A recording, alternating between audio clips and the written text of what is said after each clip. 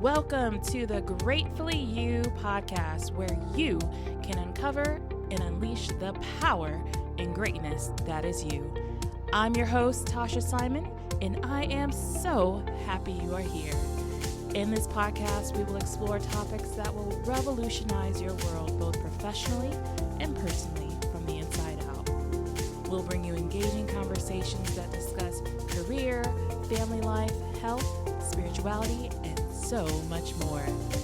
Don't forget to hit that subscribe button so you never miss an episode. And most of all, share with your friends or someone that you think is great. All right, y'all, it's time. It's time to rise to your highest expression. Let's be great and dive right into today's episode. Hey, welcome back to my Greatfully You family.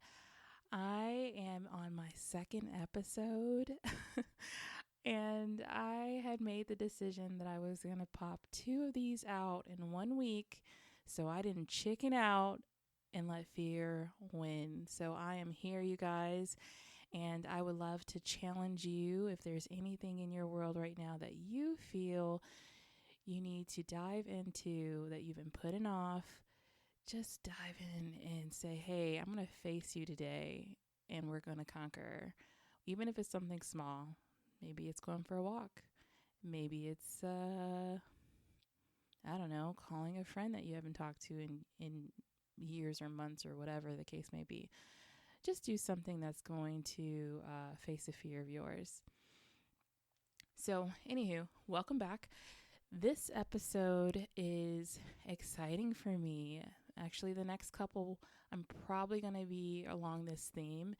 And I am excited because I'm in the midst of it as we speak.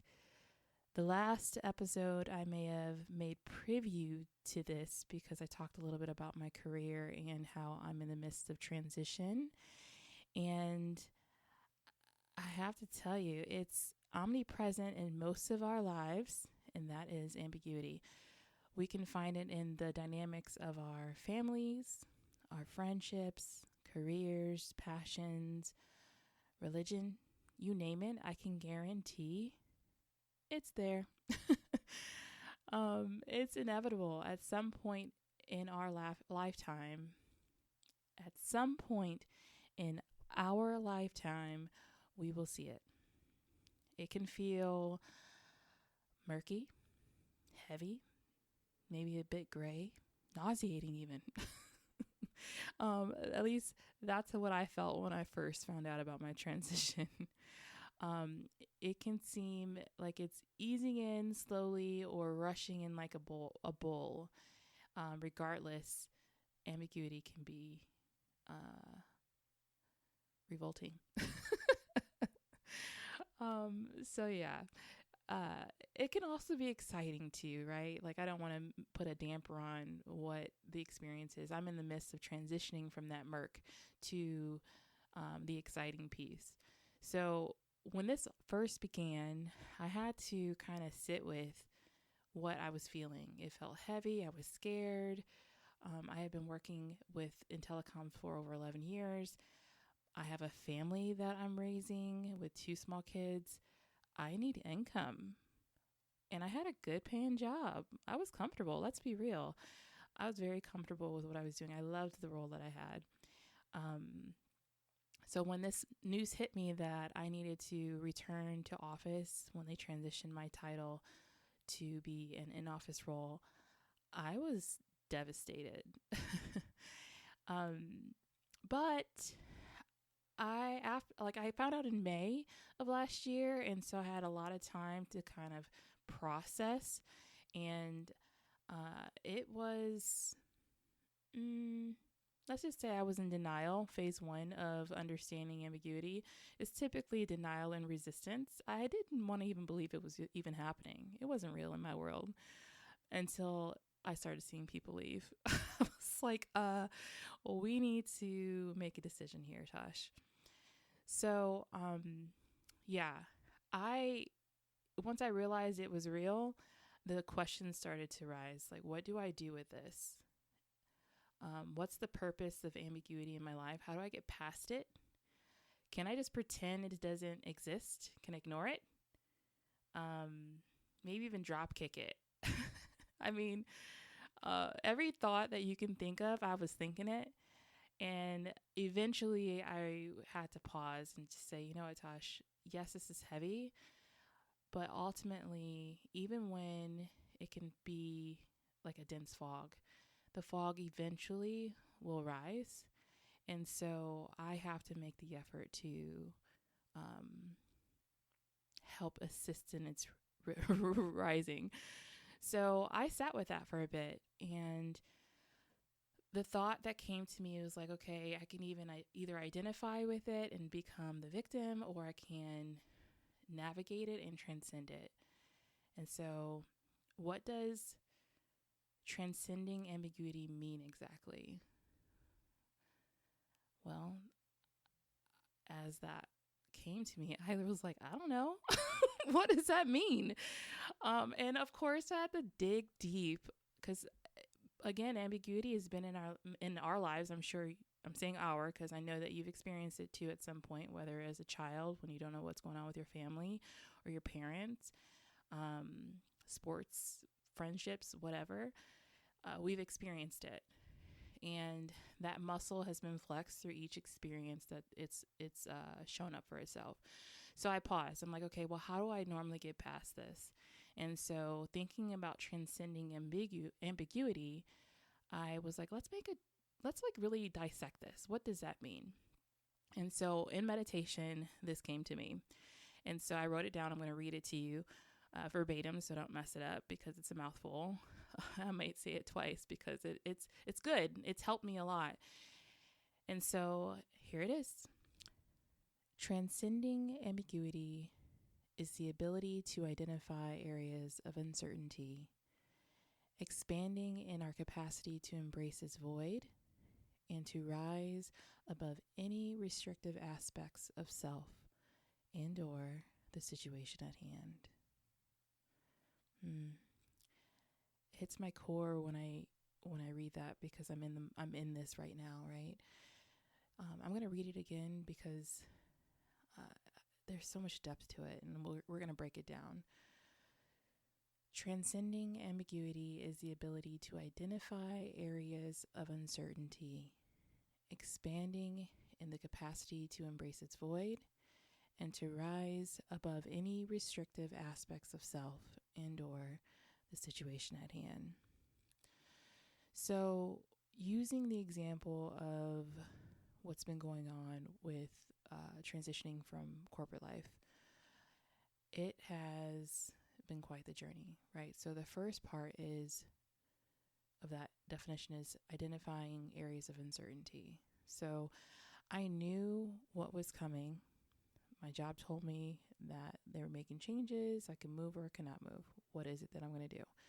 I had a choice. But mind you, I didn't take it as if I had a choice right away. I was like, immediately didn't want to believe it. So there are 4 steps that came to me during that meditation writing session that I have. And as I was processing how I was feeling, I was able to kind of break down what that looked like. So first steps, phase 1 is denial and resist.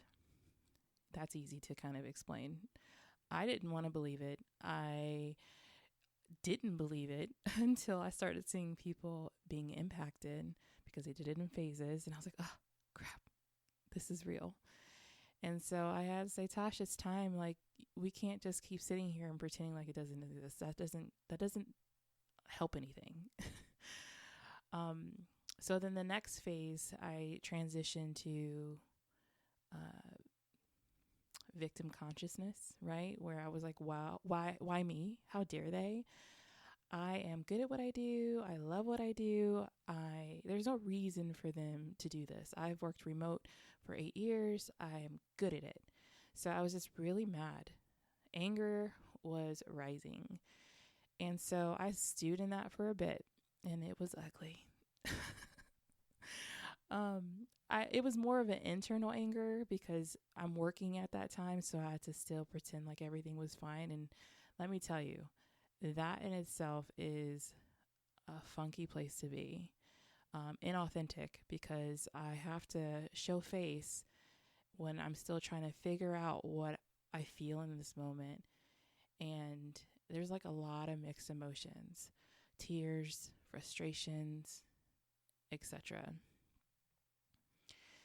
And as I sat in that more and more, I had to like, it didn't feel good. And I am one to say I don't like to sit in stuff and stew in it for too long. Anger is not one of my favorite emotions. I like to push past that as quickly as possible, right? Um, so uh, that probably lasted for a couple weeks, the anger piece, and hearing other coworkers who were also experiencing anger. So we were just kind of basking in it. um, but then I slowly transitioned out of that victim consciousness. And that's where I sat and embraced the void. So that was the second part of that definition, is embracing the void. Now, what's key to that is I had to feel what I was feeling. Like, I couldn't avoid the anger. I couldn't pretend like it didn't exist. I had to experience that, feel it authentically, to then be able to really process and have a clear mind of how I want to move forward. And so what helped me shift from that victim of my circumstances type of situation is I had to really sit with this. I could move. They gave me a choice. They didn't just get rid of me. They knew that they had talent. They offered me the opportunity to move. I had to reframe that story of what the truth was. They did offer me the opportunity to move. I had to really identify if that move fit well for my family. And that's where I realized I had a choice. And I chose this outcome. And so I got my power back when I chose to look at it as this was my choice. So how do I move forward and win with this decision? So it was easier to make the decision than I thought, because the first things first, I looked at, could I actually move? Dallas was not a good fit for us because PJ has a lot of therapies here in Arizona, and Arizona is known for how amazing they are with autism resources. Love it here, especially for him. And then it also didn't make sense financially. I would have to pay for my move. We'd have to sell my house. I'd have to buy a more expensive house, which is the same size and look of my existing house. It didn't make sense. It was not fiscally responsible. So I'm like, okay, this decision's getting easier. One, I want to make sure my son thrives. He's at a pivotal age where his learning development is so essential for him to have success into adulthood. So easy peasy. The decision, that is. Now, the processing, once that decision was made, takes me to phase 4, which is the refining fire. So once I decided how I wanted to move forward and just kind of figure out my response, I had to sit in that decision and refine how was I going to move forward. And that required me to look at who I am as an individual. This was life-altering, shaking up career, like all that I've known. Like, I've worked at this company for most of my professional career, and it had become attached to my identity. Now, mind you, I didn't realize how attached I was and how I identified, like my identity was wrapped around this company. But when I tell you, I said I bleed blue, which is so strange. I look back, I'm like, that's weird. That was one of our brand colors. I bleed blue. That's so weird. Ew. Ew. That shows you how I laugh now, but I was so, I don't want to say brainwashed, but I'm a loyal person. I'll tell you that. And I'm grateful for my experience there. But I had to really separate myself. Okay, who am I as a professional? Who am I as an individual? What value do I bring outside of this? Like, when I tell you, the way it was so easy, if someone asked me, what do you do for a living? I could simply say this company's name and I didn't have to say anything else. There was like, it was like I was under this umbrella of this brand and it spoke for itself. And so the idea of transitioning out of that ego, I guess, that brand, and standing on my own was honestly frightening. Starting from scratch, frightening.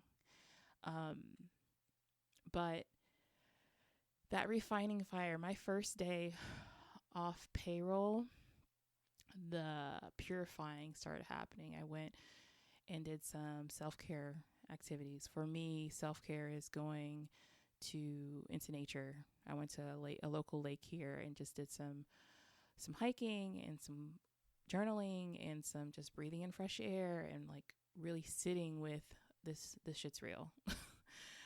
And it's like if you were to equate it to making like a clay pot. When you put it into the refining fire, it's pulling out any imperfections, impurities that are there that you may not have, you can't see to the naked eye.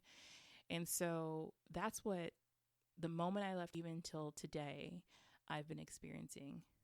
And so it's like walking and becoming friends with ambiguity and knowing that all is well. I'm safe. I'm guided.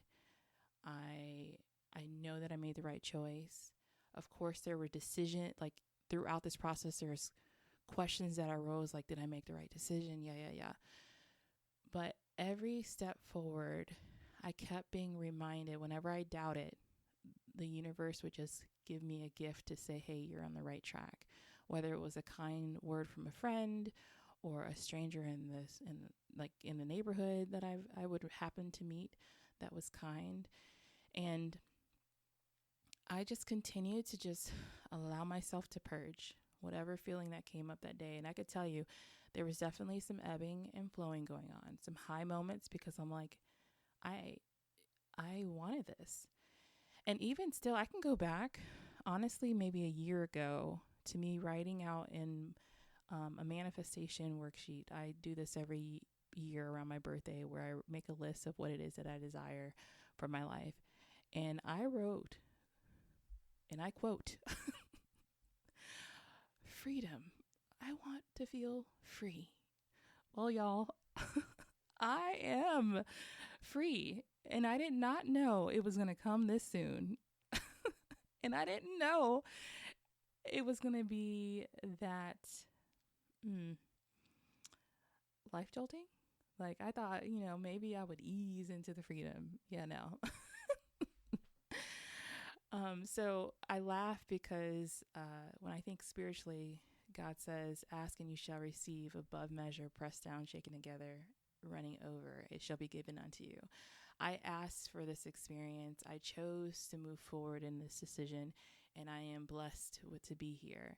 And so, again, sticking away, when those moments of victim consciousness tries to rise up, I have to challenge that thought immediately and affirm the decision that I made. So if you are experiencing these phases that I just described, where you have gone through the denial process, I get it. You may have to sit in that for a minute, but you can't stew in it for too long. Then you go into that victim consciousness, and that comes and goes throughout your process as you're transcending out of the ambiguity. It's not linear. It's ebbing and flowing through that process, through the abyss. And you're not a victim. You have power to speak over your experiences. You have power in your decision process. You have power to get up and walk and speak to someone new to inspire change in your circumstances. For me, every day is different since I left the company. Some moments I have panicked and had to go on an anxious walk because I didn't know what to do with myself. I've had to call my friends. I'm so grateful for them, for their support. And you know who you are if you're listening. I love you dearly. I've had people pour into me, and they don't even realize that they are being a vessel that God is using just to speak life in my situation, because they may not even know what's going on. To know me is to know that I have been a private person most of my experiences. So for me to come forward with this podcast, to be that, the share what's been going on in my world. Most people wouldn't know this, but this is a part of my journey. I'm supposed to talk about it. And although it can be uncomfortable, I'm in that refining fire. So I'm sharing. And so, again, you can choose your response. You do not have to be a victim of your circumstance. And once you make that decision, you begin to embrace the process, embracing that voids where then you become to rise above that restrictiveness of your experience. And so my refining fire has been the birthing of this podcast, the creation of the GratefullyYou.com, my holistic consulting firm where I support small businesses and personal development as a life coach, as well as spiritual development. And so, to be honest, that wouldn't be here today.